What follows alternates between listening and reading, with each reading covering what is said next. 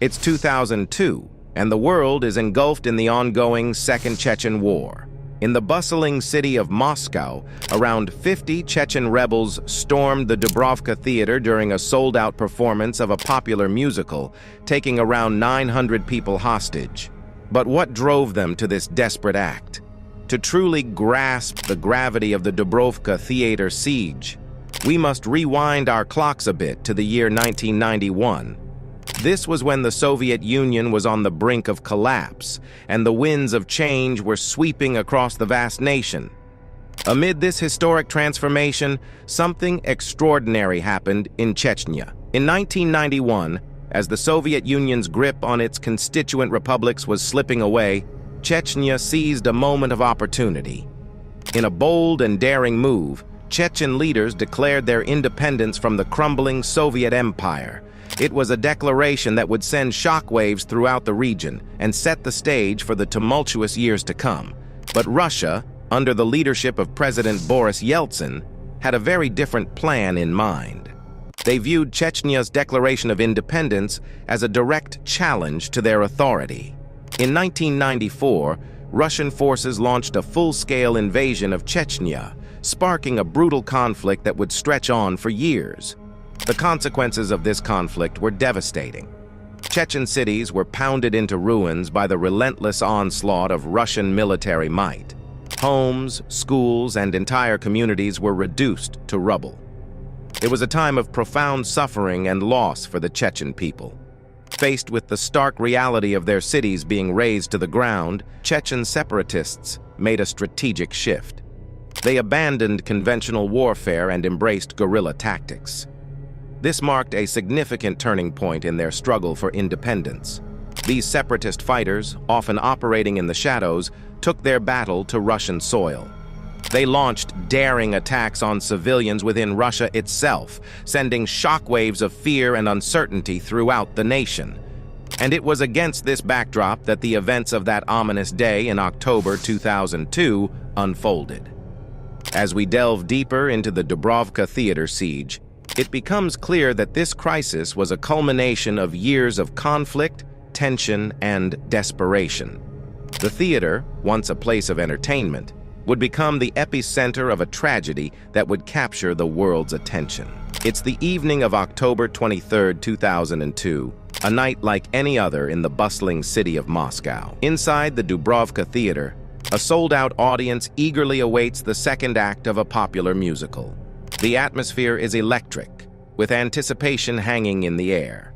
The audience is on the edge of their seats, expecting a grand theatrical moment that would take their breath away. And then, as if from a nightmare, chaos descends upon the stage. In a shocking turn of events, a group of men clad in camouflage gear and concealed behind masks burst onto the stage. The theater, once a sanctuary of art and entertainment, is now gripped by a horrifying spectacle. In those initial moments, the audience is left bewildered, grappling with disbelief. Could this be part of the performance? Are these mysterious figures actors in disguise, set to deliver an unexpected twist? The audience hesitates, suspended in a surreal moment of uncertainty. But that fleeting hope is shattered as the deafening sound of gunshots echoes through the theater. Panic erupts among the spectators as the truth dawns upon them. This is no act, no theatrical flourish. It's a takeover, a siege that would plunge them into a nightmare they could never have imagined. In the heart of a city that thrived on the arts, the stage had transformed into a battleground, and the theatergoers unwittingly became hostages in a chilling drama with life and death stakes. The militants who had stormed the stage boldly identified themselves as the 29th Division of the Chechen Army. Their leader, perhaps seeking to quell the rising panic among the hostages, reassured them. He claimed that their group harbored no grievances against foreigners and even made a solemn promise: anyone holding a foreign passport would be released. However, the passage of time within those walls was like a relentless descent into darkness. With each passing day, conditions inside the theater grew increasingly dire. The initial sense of shock and disbelief among the hostages had given way to a haunting reality.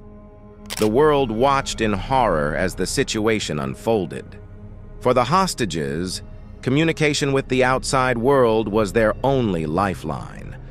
Conversations between them and their worried family members painted a vivid picture of the terror that gripped those trapped within. Desperate pleas for help, fear for their lives, and the haunting uncertainty of what lay ahead permeated every conversation. As the days wore on, the world held its breath, grappling with the anguish of those held captive and the complexity of the crisis.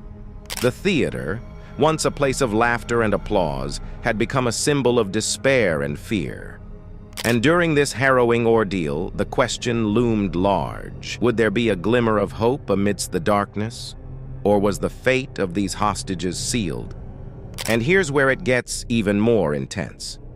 On the third day of the crisis, the militants demanded the immediate withdrawal of Russian forces from Chechnya. Failure to meet this demand would result in loss of life. The stakes were higher than ever. As the crisis entered its darkest hours, there were desperate efforts to find a resolution. Diplomats from various countries got involved, working tirelessly to secure the release of at least some of the hostages. Negotiations were underway, but hope was fragile, and the stakes were unbearably high.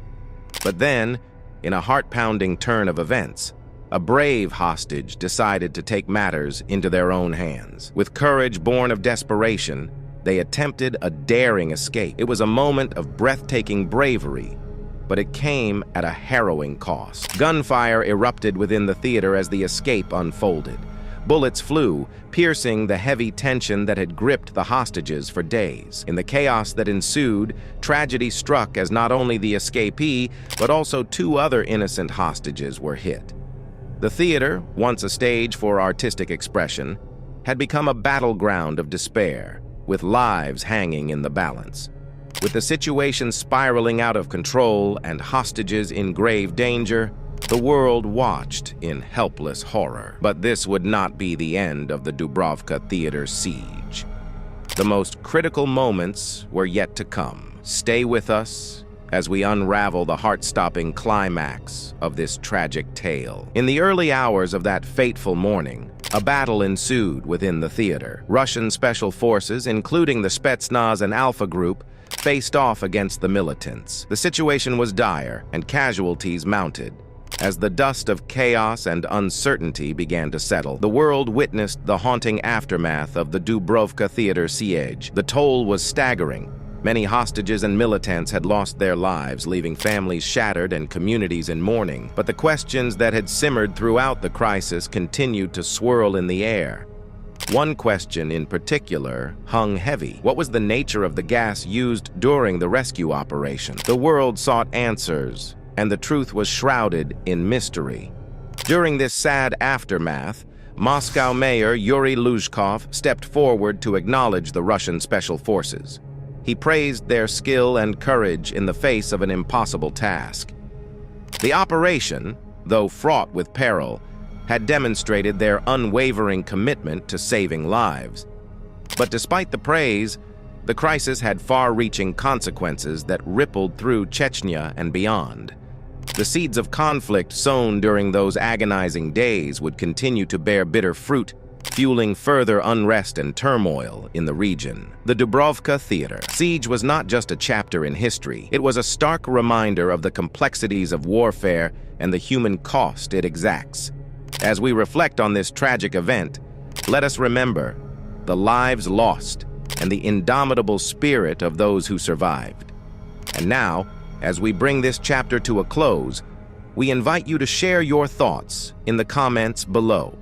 What lessons can we glean from this dark period in history?